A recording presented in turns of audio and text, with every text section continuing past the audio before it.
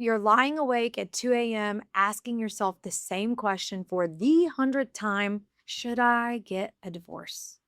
I know that feeling, not because I read about it in some textbook, but because I lived it. I lay in that exact same spot, staring at the ceiling, running the same loops. What about the kids? What about the money? What will people think? Am I being selfish? Is this really bad enough?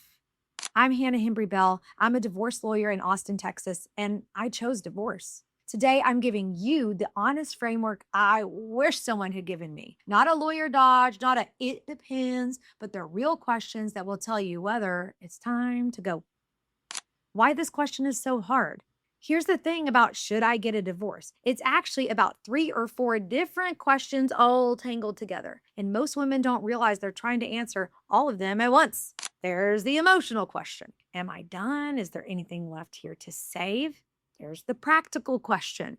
Can I afford this? Like, where will I live? Like, what's going to happen to the kids? There's the identity question. Who am I without this marriage? What does it mean about me if I leave? Then there's the fear question. What if I'm wrong? What if it gets worse? What if the kids never forgive me? Listen, you cannot answer all of those questions at once. And trying to is why women get stuck in that loop for months and often years. So let me help you untangle them. One important note before we start: if there's abuse, coercive control, threats, any kind of a safety concern, that's a different conversation. Talk to a lawyer and a local domestic violence resource about a safety plan. What I'm about to walk through is for women in unhappy marriages, not dangerous ones. Question one: have you actually tried? I know that sounds obvious, but hear me out, hear me out, hear me out. When I say tried, I don't mean have you argued about it. I don't mean have you thought about it constantly. I mean, have you two sat down either alone or with a professional and had an honest conversation about whether this marriage can work? Marriage counseling is not a magic fix. Ask me how I know. I want to be clear about that. But like in my practice, I see two kinds of clients: women who tried everything and know they're done, and women who are leaving because they're exhausted and lonely and assume that nothing will help. If you're in the second category, I'm not going to tell you to stay, but I am going to tell you try the counseling, not for the marriage, for you, so that when you make this decision, you make it from clarity, not from crisis. Now, if you've tried, like really tried, and it's not working, then you already have your answer. You just need someone to tell you it's okay to act on it. Question two: is this a bad season or a bad marriage? Y'all, every marriage has bad seasons. I always say that part. But there's a difference between we're going through something hard and this is who we are now. A bad season has a cause you can name: a job loss, a health crisis, a new baby, grief, things like that.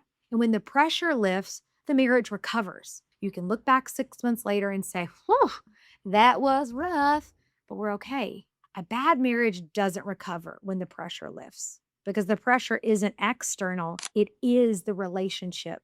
The contempt, the disconnect, the feeling that you're roommates at best and adversaries at worst, that doesn't go away when tax season ends or the kids start school.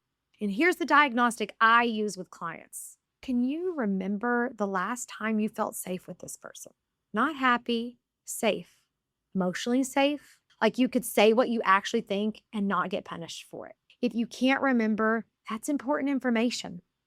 Question three: should I stay for the kids? Y'all, I need you to hear this clearly. Should you stay in a bad marriage for the kids? Let me think. No, no, no, no, no, no, no. Here's what the research actually shows. And I'm not just saying this as a lawyer, I'm saying it as a mom who agonized over this exact question.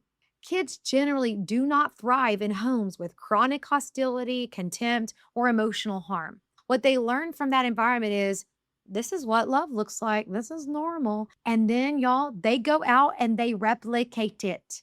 A lot of research suggests that high ongoing conflict is one of the biggest predictors of poor outcomes for kids. Ugh. In some families, a well managed separation with low conflict can be less harmful than staying in a home with chronic high conflict.